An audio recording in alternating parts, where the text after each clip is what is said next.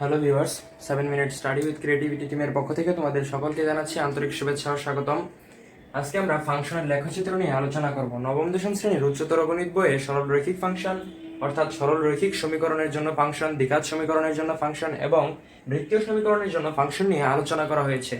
আমরা 7-8-এ দেখেছি যে সরল রৈখিক ফাংশন সে সম্পর্কে আমরা বিস্তারিতভাবে জেনেওছি। আজকে আমরা দ্বিঘাত সমীকরণের জন্য যে ফাংশনটা হয়, সাধারণত আমাদের বইয়ে এই ফাংশনের জন্য পরাবৃত্ত আকৃতির যে লেখচিত্রটা হয় সেটা নিয়ে আলোচনা করা হয়েছে। তাই আজকে আমরা পরাবৃত্ত নিয়ে ডিটেলস আলোচনা করব। পরাবৃত্ত নিয়ে আলোচনার পূর্বে আমাদেরকে কণিক সম্পর্কে জানতে হবে। কণিকের সংজ্ঞাটা আমরা জেনে নিই।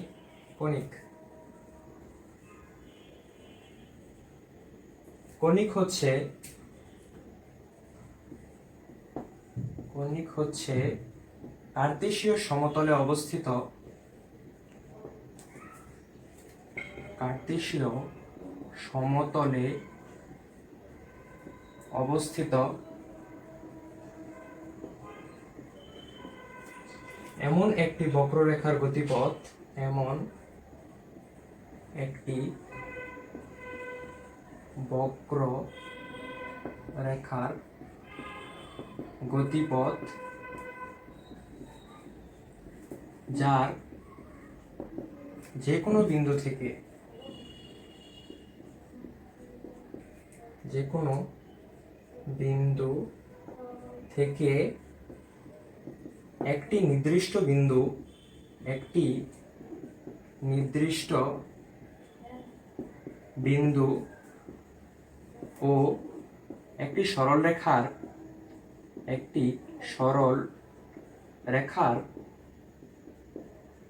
দূরত্বের যে অনুপাত, অর্থাৎ দূরত্বের অনুপাত ধ্রুবক। তাহলে কণিক হচ্ছে কি? কণিক হচ্ছে কার্তেশীয় সমতলে অবস্থিত এমন একটি বক্ররেখার গতিপথ যার যে কোনো বিন্দু থেকে একটি নির্দিষ্ট বিন্দু ও একটি সরল রেখার দূরত্বের অনুপাত ধ্রুবক। এই ধ্রুবককে বলে, অর্থাৎ এই ধ্রুবকটিকে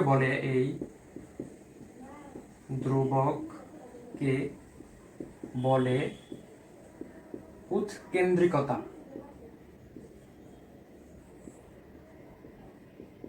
যাকে ই দ্বারা প্রকাশ করা হয়।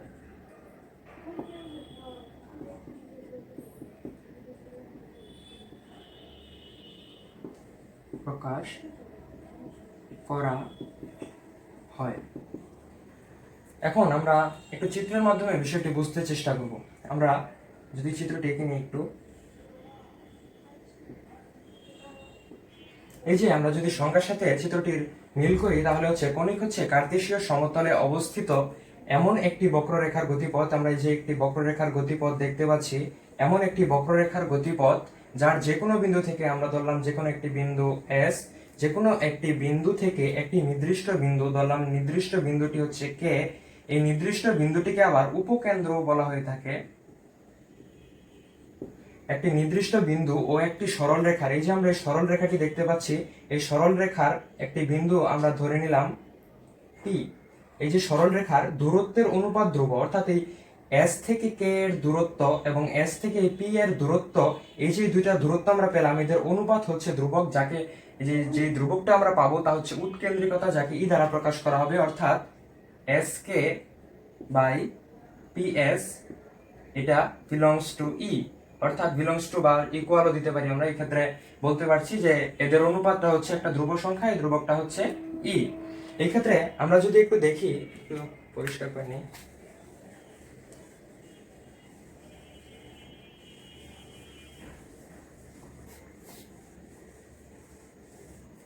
এখন আমরা একটা পরিষ্কার চিত্র এঁকে নেই।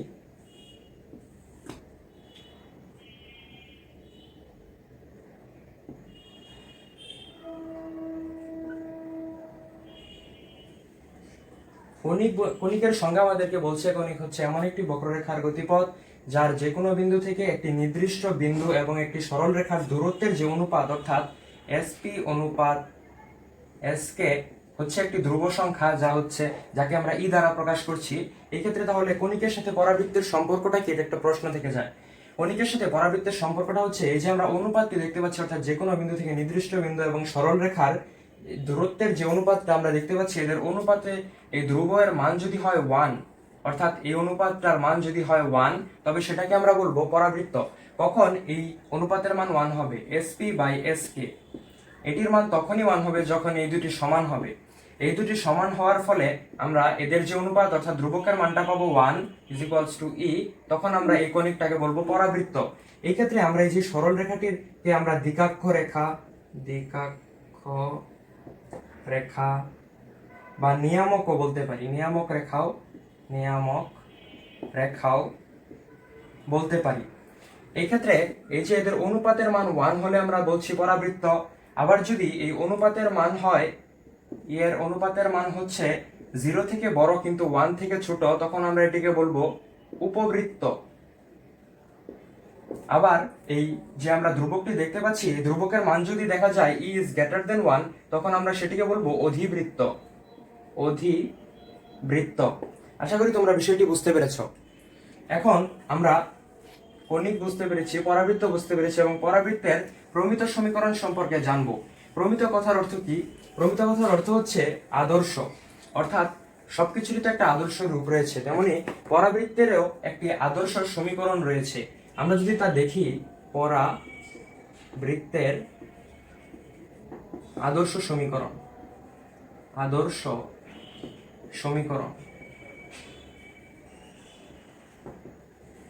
পরাবৃত্তের আদর্শ সমীকরণ বা প্রমিত সমীকরণ হয় দুইটি, x² = 4ay এবং y² = 4ax।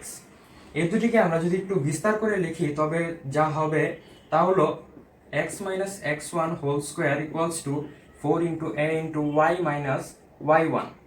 আবার যদি এইটাকে আমরা একটু ভেঙে লিখি, তাহলে তা দাঁড়াবে y - y1 whole square = 4 × a × x - x1। তাহলে আমরা আসলে এই যে এই রূপটি দেখতে পাচ্ছি, এই দুটি রূপ দেখতে পাচ্ছি, আসলে এরা কিন্তু এই রূপ দুটি। আমরা যদি এইটুকু সমান x ধরি এবং এইটুকু সমান y ধরি, তাহলে কিন্তু ইনডাইরেক্টলি এই রাশিটাই আমরা পাই, x² = 4ay এবং y² = 4ax। এটি হচ্ছে পরাবৃত্তের আদর্শ সমীকরণ। পরাবৃত্তের আদর্শ সমীকরণ সম্পর্কে আমরা জানতে পারলাম, তোমরা চাইলে এটি একটি স্ক্রিনশট তুলে রাখতে পারো। আমরা এখন জানবো পরাবৃত্তের শীর্ষবিন্দু নির্ণয় নিয়ে। পরাবৃত্তের শীর্ষবিন্দুটি যদি আমরা দেখি, তা হচ্ছে আমরা জেনেছি যে আমরা একটু চিহ্নিত করে নিলাম, কার্তেশীয় সমতলে অবস্থিত একটি বক্ররেখার গতিপথ যার একটি নির্দিষ্ট বিন্দু থেকে যে কোনো বিন্দু থেকে একটি নির্দিষ্ট বিন্দুর দূরত্ব এবং সরল রেখার দূরত্বের অনুপাত যদি 1 হয়, তখন আমরা সেটিকে পরাবৃত্ত বলছি। এবং এই পরাবৃত্তের এই যে আমরা বক্ররেখা দেখতে পাচ্ছি, বক্ররেখা থেকে অর্থাৎ এই পরাবৃত্তের নির্দিষ্ট বিন্দু বরাবর যদি আমরা এই নিয়ামক রেখার উপর, এই যে নিয়ামক রেখা, এটি নিয়ামক রেখার উপর একটি লম্ব অঙ্কন করি, তা এই বক্রপথের যে বিন্দুতে ছেদ করবে সেটিকে বলবো আমরা এই পরাবৃত্তের শীর্ষবিন্দু। এখানে আমরা দেখতে পাচ্ছি এই কে বিন্দু অর্থাৎ নির্দিষ্ট বিন্দু বা উপকেন্দ্র হতে অঙ্কিত লম্ব, এই যে আমরা নিয়ামক রেখাটি নিয়েছিলাম, এই নিয়ামক রেখার এই বিন্দুতে ছেদ করেছে এবং এই বক্ররেখার যে বিন্দুতে ছেদ করেছে সেটি হচ্ছে পরাবৃত্তের শীর্ষবিন্দু। ধরে নিলাম আমরা এটি ও বিন্দুতে ছেদ করেছে, তাহলে এটি হচ্ছে পরাবৃত্তের শীর্ষবিন্দু। পরাবৃত্তের শীর্ষবিন্দু। এখন আমরা একটু গাণিতিকভাবে বিষয়টি বুঝতে চেষ্টা করব।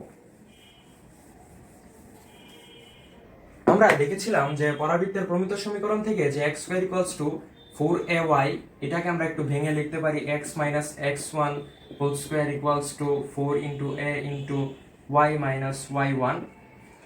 আবার আরেকটি যেটি আছে y² = 4ax, এটিকে আমরা একটু ভেঙে লিখতে পারি সাজিয়ে আর কি, y - y1 whole square = 4 × a × x - x1। এই ক্ষেত্রে আমরা যেটি দেখতে পাচ্ছি যে এটি আসলে কিন্তু ইনডাইরেক্টলি এই রূপটাই আমরা তা দেখিয়েছি। এই ক্ষেত্রে এই রূপটি থেকে আমরা যে পরাবৃত্তের শীর্ষবিন্দু পেতে পারি, পরাবৃত্তের শীর্ষবিন্দুটি হবে x, y, এবং এটির ক্ষেত্রেও পরাবৃত্তের শীর্ষবিন্দু কিন্তু x, y হবে। আবার যদি আমরা এখন একটু পরাবৃত্তের শীর্ষবিন্দু নির্ণয়টা একটা সমীকরণ থেকে দেখি, তাহলে হয়তো বিষয়টি তোমরা আরো সহজভাবে বুঝতে পারবে। চলো আমরা দেখি x² - 4x - 1। আমাদের বললো এই যে এটি একটি ফাংশন f(x) = এই ফাংশনটি দেওয়া আছে, এই ফাংশনটির লেখচিত্র অঙ্কন করো। এই ক্ষেত্রে আমরা যখন এই লেখচিত্র অঙ্কন করব, তখন আমাদেরকে আমরা জানি যে দ্বিঘাতের ক্ষেত্রে আমাদের পরাবৃত্ত সংক্রান্ত বিষয়টি বেশি এবং এটি একটি পরাবৃত্তের সমীকরণের সঙ্গেও মিলে যায়। সেক্ষেত্রে আমরা যখন পরাবৃত্তের সমীকরণটি জানি ইউ আকৃতির হয়, এরকম আকৃতির হয়ে থাকে, সেক্ষেত্রে আমরা যখন পরাবৃত্তের আমরা লেখচিত্রটি আঁকবো, সেক্ষেত্রে লেখচিত্রে যদি আমরা শীর্ষবিন্দুটি নির্ণয় করে ফেলতে পারি, তবে ডানে দুইটি বিন্দু আর বামে যদি এটার সাথে তুলনা করে দুইটা বিন্দু নেই, তাহলে চিত্র অঙ্কনটা আমাদের জন্য খুব সহজ হয়ে যাবে।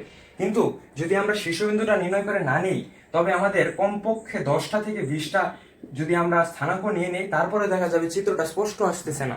সেই জন্যই পরাবৃত্তের শীর্ষবিন্দু নির্ণয়টা অত্যন্ত গুরুত্বপূর্ণ। এই যে সমীকরণে এই যে আমরা এই ফাংশনটার মাধ্যমে পরাবৃত্তের শীর্ষবিন্দু নির্ণয়টা দেখব। আমরা ধরে নিলাম এই যে x square minus 4x minus 1 equals to y, আমরা এইটা সমান y ধরে নিলাম। এই ক্ষেত্রে আমরা এখন দেখব যে এটাকে আমরা কোনটার মাধ্যমে রূপান্তর করতে পারি। আমাদের জানি, আমাদের জানার মধ্যে দুইটা আছে যে x minus x1 whole square equals to 4 into a into y minus y1, আরেকটা আছে y minus y1 whole square equals to 4 into a into x minus x1। এই দুইটা থেকে কোনটার মাধ্যমে কোনটাতে আমরা প্রকাশ করতে পারি, অর্থাৎ আদর্শ রূপে প্রকাশ করতে পারি।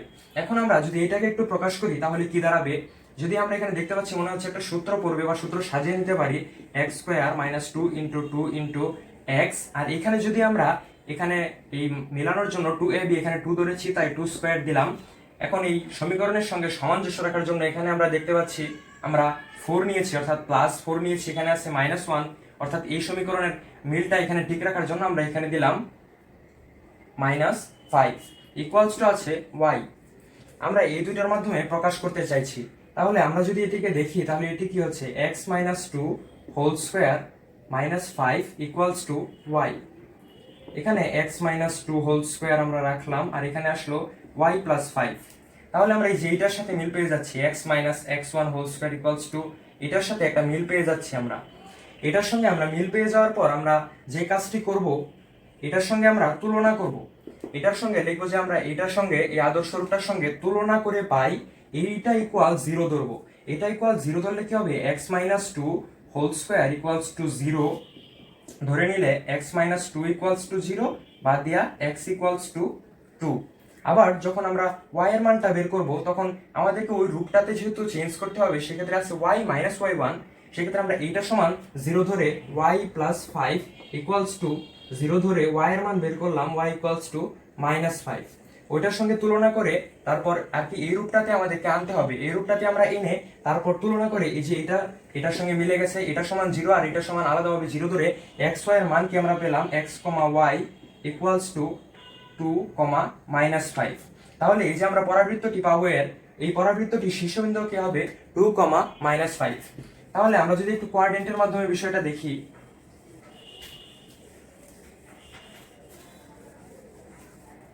অর্থাৎ চতুর্ভাগের মাধ্যমে যদি আমরা দেখি, এটা হচ্ছে ফার্স্ট কোয়াড্রেন্ট, এটা হচ্ছে সেকেন্ড কোয়াড্রেন্ট, এটা থার্ড, এটা হচ্ছে ফোর্থ কোয়াড্রেন্ট। এটাতে ফার্স্ট কোয়াড্রেন্টে প্লাস প্লাস, এটা হচ্ছে মাইনাস প্লাস, এটা হচ্ছে মাইনাস, আর এটা হচ্ছে প্লাস মাইনাস। আমাদের শীর্ষবিন্দুটি এসেছে -2, 5, তার মানে মাইনাস প্লাসে গিয়ে যখন আমরা শীর্ষবিন্দুটি লিখবো, ধরলাম 1 গড় 2 গড়, তখন আমরা উপরে যাব 5 গড়, 1 গড় 2 গড় 3 গড় 4 গড় 5 গড়। এভাবে আমরা এইখানে শীর্ষবিন্দুটি নিয়ে নিব। যদি আমরা একটু এখানে মুছে নিই, এই ক্ষেত্রে আমরা এটা ধরে নিলাম, এটা আসলো 2, 5। যখন আমরা এই বিন্দুটি পেয়ে যাব, তখন আমরা একটু চালাকি করতে পারি যে যেহেতু আমরা জানি পরাবৃত্তটি এই আকৃতি হয়ে থাকে এবং পরাবৃত্তের যে শীর্ষবিন্দুটি সেটি আমরা নির্ণয় করে ফেলেছি, সেই ক্ষেত্রে আমরা এটি থেকে বামে 2 গড় নিয়ে একটু উপরে নিব, অর্থাৎ যেমন -4,7 নিতে পারি, তখন এটা আরেকটু এদিকে এসে একটু উপরে যাবে। আবার এই দিক দিয়ে আমরা একটা কাজ করতে পারি যে আমরা এই দিক দিয়ে আরেকটু এটা থেকে ডানে নিতে পারি, যে আমরা যদি এদিকে 1 নেই, এদিকে আমরা 7 নিলাম, এইদিকে এসে গেল, এখানে একটা পেয়ে গেলাম। এভাবে আমরা এটার সঙ্গে তুলনা করে 2-1টি বিন্দু নিয়ে আমরা যদি নেই, তা পরাবৃত্ত আকার এসে যাবে। তাহলে আমরা পরাবৃত্তের এই আকারটা নিয়ে বুঝতে পারলাম। এখন আমরা পরাবৃত্ত তো বুঝতেই পারলাম, পরাবৃত্তের শীর্ষবিন্দুটা কেন গুরুত্বপূর্ণ সেটাও বুঝতে পারলাম, পরাবৃত্তের শীর্ষবিন্দু নির্ণয় সম্পর্কে জানলাম, অর্থাৎ এই দুটি বিষয়ে চলে গেল। এখন আমরা পরাবৃত্তের অক্ষ নির্ণয় নিয়ে জানবো। অবজেক্টিভে সময় কম থাকে, তাই আমাদেরকে খুব দ্রুতই সলভ করতে হয়। তাই আমরা মনে করলাম আমাদের একটি অঙ্ক দেওয়া আছে, যেমন আমরা যদি ওইটি ধরে নিই যে x square minus 4x plus 5 plus -1 equals to y. এই সমীকরণটি দিয়ে আমাদের অবজেক্টিভ কোশ্চেন করলো যে এই এই সমীকরণের দ্বারা আমরা যে লেখচিত্রটি পাবো সেই পরাবৃত্তটি কোন অক্ষের দিকে যাবে এবং যে অক্ষের দিকে যাবে সেই অক্ষের কোন দিকে যাবে, ধনাত্মক দিকে যাবে না ঋণাত্মক দিকে যাবে, সেটি আমরা কিভাবে জানবো। আমরা পরাবৃত্তির এই সমীকরণ, এই যে সমীকরণ থেকে আমরা সহজে বুঝে যেতে পারবো এই সমীকরণটি দ্বারা লেখচিত্রটি যে আমরা পাবো সেটি কোন অক্ষের দিকে যাবে। তাহলে আমরা যদি দেখি যে আমরা দেখব কোন চলকের ঘাত কম, যে চলকের ঘাত কম, এখানে এক্স ও ওয়াই দুটি চলক রয়েছে, যে চলকের ঘাত কম লেখচিত্রটি সেই অক্ষের দিকে যাবে। অর্থাৎ এখানে আমরা দেখতে পাচ্ছি যে এই যে ওয়াই চলকের ঘাত হচ্ছে 1, এক্স চলকের ঘাত হচ্ছে 2, অর্থাৎ এর ঘাত কম, অর্থাৎ লেখচিত্রটি এর অক্ষের দিকে যাবে, ওয়াই অক্ষ বা ওয়াই অক্ষের সমান্তরালে এই দিকে যাবে, এই দিকে যাবে। কিন্তু আমরা বুঝতে পারলাম ওয়াই অক্ষের দিকে যাবে, ওয়াই অক্ষের ধনাত্মক দিকের সাথে যাবে নাকি ঋণাত্মক দিকের সাথে যাবে, সেটি একটি প্রশ্ন থেকে যায়। তাহলে সেটি আমরা কিভাবে বুঝতে পারবো? সেটির জন্য আমাদেরকে দেখতে হবে কার ঘাত বেশি। আমরা দেখতে পাচ্ছি এক্স এর ঘাত বেশি, যার ঘাত বেশি তার সহগ যদি ধনাত্মক হয়, এই সহগ যদি ধনাত্মক হয়, সহগ প্লাস হলে অর্থাৎ ধনাত্মক হলে এই যে অক্ষের দিকে গেল অর্থাৎ ওয়াই অক্ষের দিকে, ওয়াই অক্ষের সমান্তরাল দিকে, তার ধনাত্মক দিকের সাথে যাবে। আবার যদি এই সহগের মান হয় নেগেটিভ, তখন আমরা দেখতে পাবো যে লেখচিত্রটি ওয়াই অক্ষের নেগেটিভ দিকের সাথে যাবে।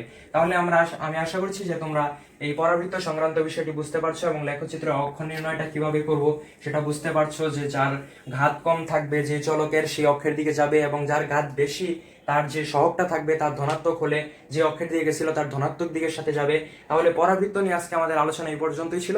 পরবর্তী ভিডিওতে আমরা বৃত্তীয় সমীকরণ এবং অন্যান্য আনুষঙ্গিক বিষয় নিয়ে জানবো। ভিডিওটি দেখার জন্য ধন্যবাদ এবং আমাদের পরবর্তী ভিডিওটি দেখার জন্য আমন্ত্রণ রইল।